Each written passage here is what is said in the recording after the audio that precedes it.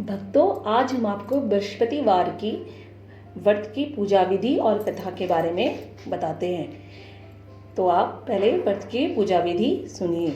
बृहस्पतिवार के दिन प्रातः उठकर नित्य कर्म से निर्वित हो भगवान विष्णु का केले की जड़ में पूजन करें। पूजन करने के पूर्व व्रतधारी पीले वस्त्र धारण करें। पूजन सामग्री में पीले पुष्प, चने की दाल, गुड़, पीले वस्त्र तथा पिसी हुई हल्दी एवं चंदन, धूप, दीप आदि होता है। विधिवत पूजन के पश्चात कथा सुने। एक समय ही भोजन करें। भोजन में पीले रंग के फल तथा चने की दाल आदि से बने पकवानों का ही भोजन करें।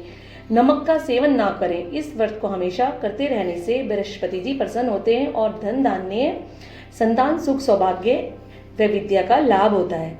यह व्रत स्त्रियों को विशेष लाभदायक है। बोलो बृहस्पति देवता की जय। अब भक्तों, बृहस्पतिवार की कथा सुनिए। प्राचीन काल में एक राज्य करता था जो बड़ा प्रतापी, धर्मात्मा तथा भगवान विष्णु का भक्त था। उसके दरवाजे से कोई निराश नहीं लौटता था। वह बृहस्पतिवार का बड़ी श्रद्धा से व्रत करता था। उसकी ये बातें रानी को अच्छी नहीं लगती थी और ऐसा करने से वह राजा को रोकती थी। एक दिन राजा शिकार खेलने जंगल में गया। महलों में सिर्फ रानी और उसकी दासी ही थी। उस समय बृहस्पति देवता साधु का रूप धर रानी के घर गए और भिक्षा मांगने लगे। रानी बोली, मुझे घर के कामों से समय नहीं मिलता। दान पुण्य को राजा ही काफी है। आप ऐसी कृपा करें जिससे धन आदि नष्ट हो जाए और मैं सुख से सो सकूं। साधु बोले, रानी तुम बड़ी विचित्र हो। धन और संतान से कोई नहीं अघाता। यदि तुम्हारे पास धन है तो जगह जगह पर सदा व्रत खुलवाओ, ब्राह्मणों को दान दो, धर्मशाला, कुआं, तालाब, बावड़ी, बाग बगीचा आदि बनवाओ। निर्धन लोगों की कुंवारी कन्याओं का विवाह आदि ऐसे धर्म कार्य करो जिससे तुम्हारा यश बढ़े और स्वर्ग की प्राप्ति हो। रानी को ये बातें अच्छी नहीं लगी। वह बोली, महाराज मैं ऐसे किसी धर्म के कार्य में विश्वास नहीं करती। यह सुन साधु बोले, अच्छा सुनो, तुम्हें उपाय बताता हूँ। बृहस्पतिवार के दिन घर को पोतो, अपना सिर धोते हुए स्नान करो। राजा से कहो वह हजामत बनवाए। धोबी को कपड़ा धुलने दो। भोजन में मांस, मदिरा आदि खाओ। ऐसा करने से 7 गुरुवार तक ही तुम्हारा सब धन नष्ट हो जाएगा। ऐसा कह साधु चले गए। रानी ने वैसा ही किया। 3 बृहस्पतिवार करते ही सब धन नष्ट हो गया। भोजन को भी तरसने लगे, रोग सताने लगे। तब राजा ने रानी से कहा, तुम यहीं पर रहो, मैं परदेश धनोपार्जन के लिए जाता हूँ। ऐसा कह राजा चला गया। इधर रानी बड़ी दुखी रहने लगी। जब उसे 7 दिन बिना भोजन पानी के बीत गए तब दासी से बोली, यहाँ पास में ही मेरी बहन रहती है, वह बहुत धनवान है, तो उससे मेरा नाम लेकर 5 सेर बेझर मांगला तो उससे कुछ गुजारा चले। दासी रानी की बहन के पास गई और उस दिन बृहस्पतिवार का दिन था। वह पूजा कर रही थी। दासी ने कई बार रानी से अपने आने का कारण कहा। रानी ने एक ना सुनी क्योंकि वह एकाग्र मन से कथा सुन रही थी। दासी क्रोधित होकर अपनी रानी के पास वापस जाकर बोली, रानी आपकी बहन ने मेरे कई बार कहने पर भी हमें छोटा समझकर कोई उत्तर नहीं दिया। मैं निराश हो लौट आई। रानी बोली, जब बुरे दिन आते हैं तो कोई भी नहीं बोलता। अच्छे बुरे की पहचान आपत्ति काल में ही होती है। उधर रानी की बहन जब पूजन समाप्त कर चुकी तो सोचने लगी, मेरी बहन की दासी आई, वह लौट गई, मैं उससे कुछ पूछ भी ना सकी। अतः वह स्वयं अपनी बहन के घर गई और उससे बोली, बहन मैं उस समय बृहस्पति जी का पूजन कर रही थी और उनकी कथा सुन रही थी, अतः तुम्हारी दासी से ना बोल सकी। कहो दासी कैसे गई? रानी बोली, बहन हमारे घर में कुछ भी खाने को नहीं है, 5 सेर बेझर लेने भेजी थी। रानी बोली, बृहस्पति जी सबकी कामना पूर्ण करते हैं, देखो तुम्हारे घर में अनाज रखा होगा। यह सुन रानी अंदर गई तो उसे एक घड़े अनाज का भरा हुआ मिल गया। अब वह बड़ी प्रसन्न हुई। दासी बोली, रानी इनसे बृहस्पतिवार के व्रत की विधि पूछ लो, हम भी इस व्रत को करेंगे। यह सुन रानी बोली, बहन इस व्रत की विधि हमसे कहो। बहन बोली, बृहस्पतिवार को चने की दाल, गुड़, मुनक्का से विष्णु भगवान को केले की जड़ में पूजन करें तथा दीपक जलावें। उसके पश्चात कथा सुने। इस दिन पीले भोजन करें, नमक न खावें। ऐसा करने से भगवान मनवांछित फल देते हैं। जब बृहस्पतिवार का दिन आया तो रानी और दासी ने बड़ी श्रद्धा से व्रत किया। परंतु पूजन के लिए दाल नहीं थी।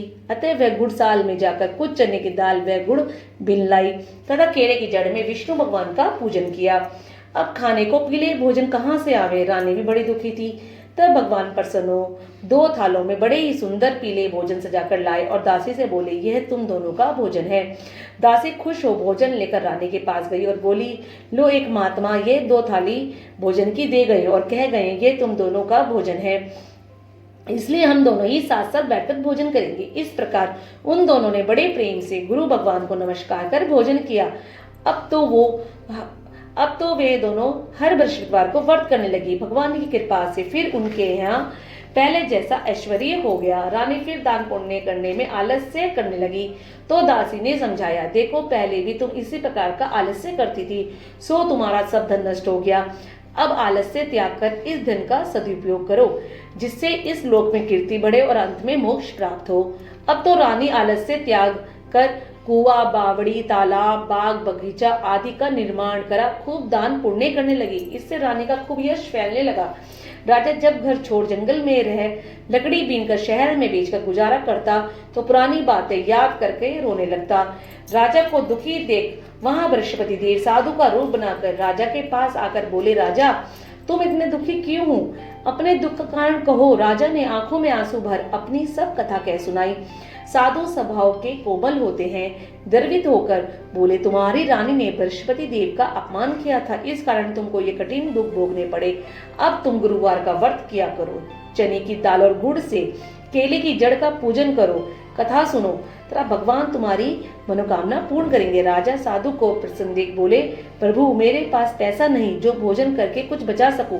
मैंने रात्रि को स्वप्न में अपनी स्त्री को बहुत दुखी देखा है।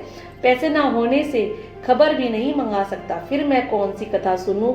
सो सविस्तार कहो। साधु बोले, राजन तुम कोई चिंता मत करो, बृहस्पतिवार को रोजाना की तरह लकड़ी लेकर शहर जाओ, तुमको उस दिन दुगना धन मिलेगा, जिससे बृहस्पतिवार का पूजन एवं भोजन भली प्रकार कर सकोगे। कथा इस प्रकार है, ध्यान से सुनो। प्राचीन काल में एक निर्धन ब्राह्मण था। वह निसंतान था।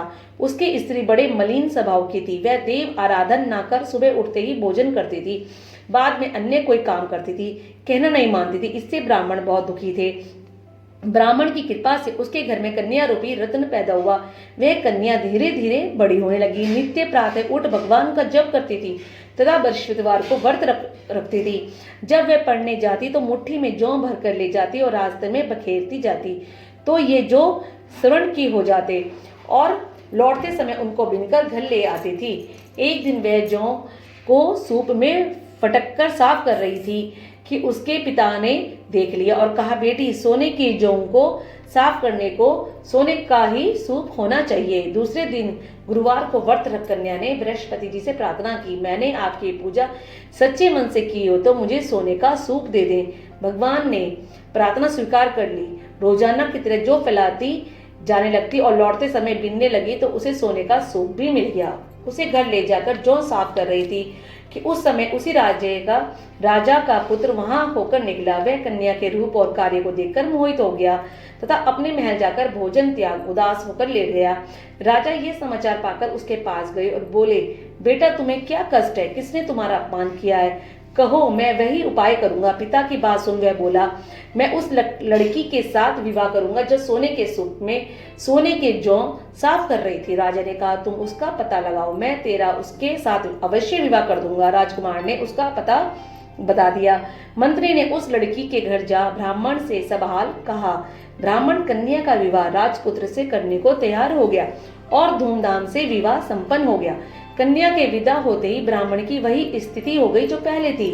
एक दिन बहुत दुखी हो वह ब्राह्मण अपनी पुत्री के पास गया। बेटी ने पिता को दुखी देख माँ का हाल पूछा। ब्राह्मण ने सभी हाल कह सुनाया। तब पुत्री ने बहुत सा धन दे पिता को विदा किया। इस प्रकार कुछ दिन सुख से व्यतीत होने पर वह फिर पुत्री के पास गया और पुत्री बोली, पिताजी आप माताजी को यहाँ ले आओ। वह अपनी पत्नी को लेकर वहां पहुंचा तो पुत्री माँ को समझाने लगी। माँ ने एक भी बात नहीं मानी और नित्य उठकर बच्चों की झूठन खा लेती। जब पुत्री पूजन क्यों कहती तो कह देती, मैंने भोजन कर लिया। एक दिन पुत्री को बड़ा गुस्सा आया। उसने एक कोठरी को खाली करके उसमें माँ को बंद कर दिया। दूसरे दिन प्रातः निकालकर स्नान आदि करवाकर पाठ करवाया तो उसकी बुद्धि ठीक हो गई। अब तो वह हर बृहस्पतिवार को व्रत करने लगी। व्रत के प्रभाव से वे दोनों पुत्रवान ऐश्वर्यवान हो अंत में स्वर्ग को गए। इस प्रकार कथा कहकर वह साधु भी अंतर्ध्यान हो गए। अब बृहस्पतिवार को राजा जंगल से लकड़ी काटकर बेचने गया तो उस दिन उसे और दिन से अधिक पैसा मिला। राजा ने गुड़ चने की दाल ला व्रत पूजन किया। उस दिन से सभी कष्ट दूर होने लगे। परंतु दूसरे गुरुवार को राजा व्रत करना भूल गया तो भगवान कुपित हो गए। तभी वहां के राजा ने विशाल यज्ञ रचा और नगर में यह घोषणा करा दी, आज सब जनता मेरे यहाँ भोजन करेगी। राजा की आज्ञा से नगरवासी सभी भोजन करने गए। लक्कड़हारा देर से पहुंचा, अतः राजा के घर में भोजन कर रहे थे तो रानी की नजर उस खूंटी पर पड़ी जिस पर उसका हार लटका हुआ था। हार को वहां न देखकर रानी ने जाना कि मेरा हार इसी ने चुरा लिया है। उसी समय कारागार में बंद करा दिया गया। लक्कड़हारा जेल में बंद होकर भाग्य को कोसने लगा और फिर उसने उसी साधु को याद किया। बृहस्पति जी ने साधु के रूप में प्रकट हो उसकी दशा देखकर उससे कहा, मूर्ख, तूने बृहस्पति जी का व्रत नहीं किया, इसी से तुझे कष्ट भोगना पड़ा है। अब चिंता ना कर, बृहस्पतिवार को तुझे जेल खाने के दरवाजे पर 4 पैसे पड़े मिलेंगे, उनसे तू उनका पूजन करना, तेरे कष्ट दूर हो जाएंगे। गुरुवार को उसे 4 पैसे मिले तो लक्कड़हारा जो राजा था उसने बृहस्पतिवार की पूजा की। अब बृहस्पति देव ने उस नगर के राजा को स्वप्न में कहा, राजा, तूने जिसे जेल में बंद रखा है वह निर्दोष है, उसे छोड़ दे। रानी का हार वहीं लटका हुआ है, यदि तू ना छोड़ेगा तो मैं तेरा राज्य नष्ट कर दूंगा। राजा एकदम उठा और हार को खूंटी पर देख लक्कड़हारे को बुलाकर क्षमा मांगे और उसने उसे अनेक वस्त्र भूषण देकर विदा किया। एक दिन राजा की याद में दुखी होकर रानी विचार करने लगी, ना जाने राजा कहाँ है, किस प्रकार रहते होंगे, कोई खबर नहीं है। दुखी हो भगवान की प्रार्थना करने लगी। उधर भगवान ने राजा को रात्रि में स्वप्न में कहा, राजा उठो, तुम्हारी रानी तुम्हारी याद में बड़ी दुखी है, घर जाओ। राजा प्रातः उठ सोचने लगा, स्त्रियां सिर्फ खाने पहनने की संगनी होती है, परंतु भगवान की आज्ञा है, अतः घर चलना चाहिए। गुरुदेव की आज्ञा से वह अपने नगर को गया। राजा नगर को अति रमणीय देख आश्चर्य में पड़ लोगों से पूछने लगे, ये बाग बगीचे किसने लगवाए? वे बोले, रानी और दासी ने। इससे वे और चकित हो गए। उधर रानी ने सुना कि राजा आ रहे हैं तो दासी से कहा, देख, राजा हमको बुरी दशा में छोड़ गए थे, अतः तू दरवाजे पर खड़ी हो जा, कहीं राजा रंगल मंगल देखकर वापिस न लौट जाएं। दासी दरवाजे पर खड़ी हो गई। राजा आए तो उन्हें अंदर ले गई। राजा क्रोधित हो तलवार निकालकर पूछने लगे, बताओ ये सब ऐश्वर्य कहाँ से आया? रानी ने कहा, यह सब बृहस्पति जी के व्रत का प्रभाव है। तब राजा ने प्रतिज्ञा की कि 7 दिन बाद तो बृहस्पति जी का सब पूजन करते हैं, परंतु मैं रोज दिन में 3 बार कथा करूंगा। हर समय राजा के दुपट्टे में चने की दाल बंधी रहती। एक दिन राजा घोड़े पर बैठ अपनी बहन से मिलने को चला। मार्ग में कुछ आदमी मुर्दा लिए जा रहे थे। राजा उनसे बोला, भैया बृहस्पति की कथा सुन लो। वह बोले, हमारा तो आदमी मर गया, इसे अपनी कथा की पड़ी है। परंतु कुछ आदमी बोले, कहो, हम तुम्हारी कथा सुनेंगे। राजा ने दाल निकाली और कथा कहने लगा। कथा आदि हो पाई कि मुर्दा हिलने लगा तथा कथा समाप्त होने पर वह राम राम कहकर खड़ा हो गया। आगे चलकर उसे एक किसान मिला। राजा ने उससे कहा, भैया तू मेरी गुरुवार की कथा सुन ले। वह बोला, जब तक मैं तेरी कथा सुनूंगा तब तक 4 हरैया जोत लूंगा, जा यहाँ से। राजा चल दिया। राजा के जाते ही बैल पछाड़ खाकर गिर गए। किसान का बुरा हाल होने लगा। उस समय उसकी मां रोटी लेकर आई तो बेटी की दशा देख सब हाल पूछने लगी। बेटे ने सब हाल कह दिया। अब बुढ़िया दौड़ी दौड़ी घुड़सवार के पास गई और बोली, मैं आपकी कथा सुनूंगी, चलो मेरे खेत पर चलकर कथा कहो। राजा ने खेत पर कथा कही तो बैल खड़े हो गए। किसान स्वस्थ हो गया। राजा सकुशल अपनी बहन के यहाँ पहुंच गया। बहन ने राजा की खूब मेहमानी की। दूसरे दिन राजा ने अपनी बहन से कहा, ऐसा कोई आदमी है जिसने भोजन न किया हो, वह मेरी कथा सुन ले। बहन बोली, ऐसा कोई पड़ोस में हो तो देखो, परंतु उसे कोई बिना भोजन किए नहीं मिला। इसके पश्चात वे कुम्हार के घर गई। उसका लड़का बीमार था और 3 दिन से किसी ने भोजन नहीं किया था। भाई ने उनसे कथा सुनने को कहा। वह तैयार हो गए। भाई ने जाकर कथा कही, जिसे सुनकर लड़का ठीक हो गया। अब राजा की प्रशंसा होने लगी। राजा ने अपनी बहन से घर चलने को कहा। बहन ने यह बात अपनी सास से कही। वह बोली, तू चली जा, बच्चे नहीं जाएंगे क्योंकि तेरा भाई निसंतान है। बहन ने ये बात भाई से कही तो भाई ने कहा, जब बच्चे नहीं जाएंगे तो तुम ही क्या करोगी। राजा दुखी होकर अपने नगर को चल दिया और सब बात अपनी रानी से कही। रानी बोले, नाथ, भगवान संतान भी अवश्य देंगे। उसी रात को भगवान ने राजा को स्वप्न में कहा, उठ, चिंता त्याग, तेरी रानी के गर्भ है। राजा खुश हुआ। 9 माह बाद पुत्र पैदा हुआ। जब बहन ने ये समाचार सुना तो बधाई लेकर आई। रानी ने कहा, बुलाने पर नहीं आई, बिना बुलाए आई। बहन बोली, भाभी मैं ऐसा ना करती तो पुत्र कैसे होता। बृहस्पति देव ऐसे ही हैं, जो जिस कामना से व्रत एवं कथा करता है उसकी सब मनोकामना पूर्ण होती है। बोलो बृहस्पति देवता की जय। जैसे बृहस्पति देवता ने राजा रानी पे कृपा करी वैसे ही हम पे भी करें, सब पर करें। बोलो बृहस्पति देव की जय। विष्णु भगवान की जय।